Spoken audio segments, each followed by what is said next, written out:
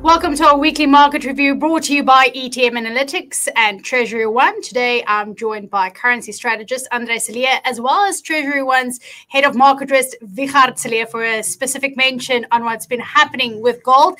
But guys, I don't know about you, but you know that period between Christmas and New Year's, where you don't know really what's going on? This period over Easter feels exactly the same way. Are we holidaying? Are we not? But it kind of feels that way. Nonetheless, financial markets haven't stopped yet, especially out of the US. And the US finds itself in a very interesting position. It used to be, and still in a sense is, the darling of the investment world, but it seems to be starting to lose it's starting to lose some of its shine. We saw the term premium really shoot up this year amid, of course, all this global uncertainty brought on by President US Donald Trump. Yes, good afternoon to everybody. Interesting times, and I want to say that I'm now going to start referring to Donald's country instead of America. But it's been a rocky ride since he came in. The only thing that really happened now in April is that we've got so many holidays, and every time that you get to one of these public holidays, is you hold your breath as to what might be mentioned in a tweet on the Truth platform. But the interesting one is we've spoken a lot about yields. We've spoken about US treasuries being sold and yields going up. But there's an interesting one that for new paper being issued by the US Treasury, there's a higher risk premium that is demanded by the buyers of that paper. Now, on this graph, you can clearly see that, way back in 2014, it was at elevated levels. It then came down to a negative premium. But it was the darling of the world. But in the last couple of months, weeks, we're seeing an increased and a substantial increase, up to 75 basis points. Now, I think it needs to be taken into account that 75 basis points on new debt makes a significant impact on the interest payable by the fiscal side of the Americas. And their interest payments are already at elevated levels in terms of their budget. So this is not good news for the Americas. This is not good for tax collection, because you need more of that. This is not good for tariffs that you're imposing, because that's finding a hole in just paying your interest, where you actually wanted that to apply that to tax cuts. So very significant change, something that needs to be watched very, very careful, because this will have an impact on how the fiscal side gets managed going forward. If this stays at these elevated levels, if the uncertainty that's being created by the policies and the tariffs and so forth, it could going forward have a huge impact. So one's got to really look at that. But linked to this and the selling of US treasuries, put that aside for the moment, because there's a very, very clear, interesting one that unfolds here when one starts looking at gold. And Wiechert, I think you should take us a little bit through that one.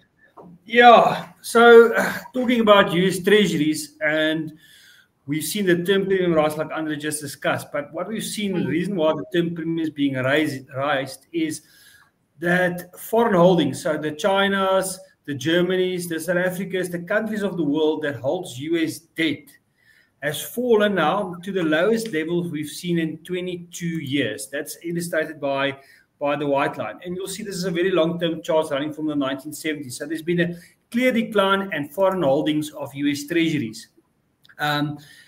And together with that, coupled with that, we've seen an increase in gold holding. So we've spoken about it previously. China's been a big buyer of gold, but so is Russia and other central banks being buyers of gold. So global international reserves, looking at who holds gold, 18% of global reserves at the moment is being held in gold. So that is the highest we've seen as gold being held as a reserve in like a quarter of a decade, 25 years. So there's been a clear shift in the last, it's been, like I said, it's long term, in the last 25 years from less US treasuries to more gold holding, but that's accelerated in the past, like I said, past year and a half. And that's because of all the uncertainty that's going around about the US, what's going to happen.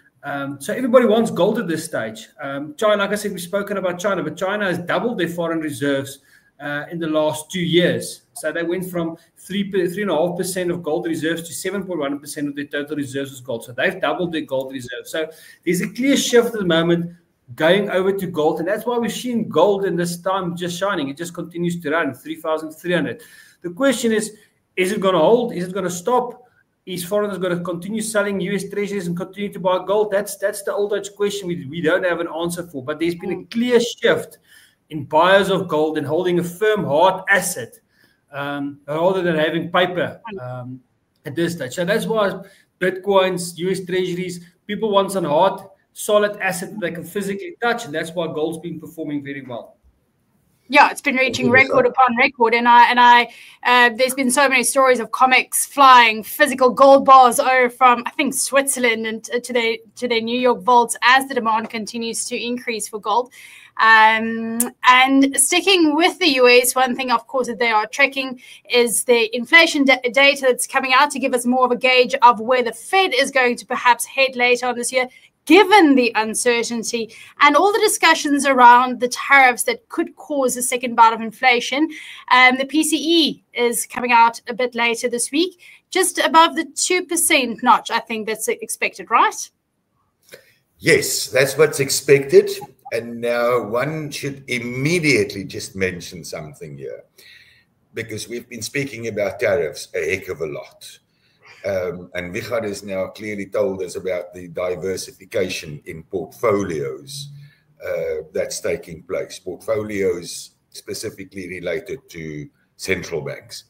But the tariffs that was imposed, and let's not forget for the moment here that America and China has got a huge amount of trade going through.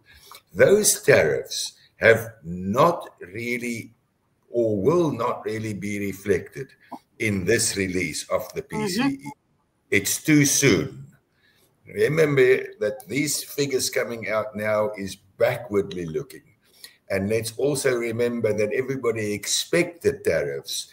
It was widely expected that Liberation Day would be there on the 2nd of April. So a lot of companies in America would have built up their inventories leading up to that.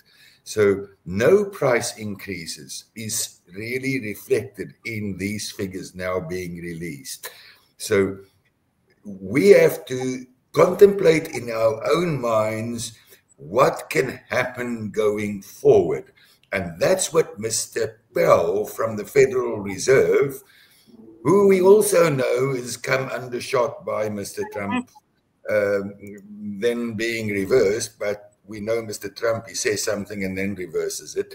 But Mr. Powell will also look forward as to what's expected when he makes a decision on interest rates. And he will not just be looking backwards and say there was a green shoot and that's why I can lower interest rates. He will determine what's expected going forward. So a bit of a clouded picture on this data being released now. Yeah, and of course the Fed will likely, they might not say it, but they're likely going to keep one eye on what's happening with the equity markets as well in the US. As for the Rand, as the dollar has come under some pressure, the Rand, I think, we're able to capitalize, especially given that it seems like our GNU budget or no budget, is holding together at this point in time, giving it some support? Definitely on the rand side, a mixed bag. GNU that it's got a little bit of new glue stuck to it. A budget that's lost all its glue, that's got to be recharged and revamped, and a new one. Inflation at 2.7%, everybody hoping that we're going to see an interest rate cut. But let's not forget Mr. Kganyago, who is a very conservative person. He will also look at what the Fed does. Sorry.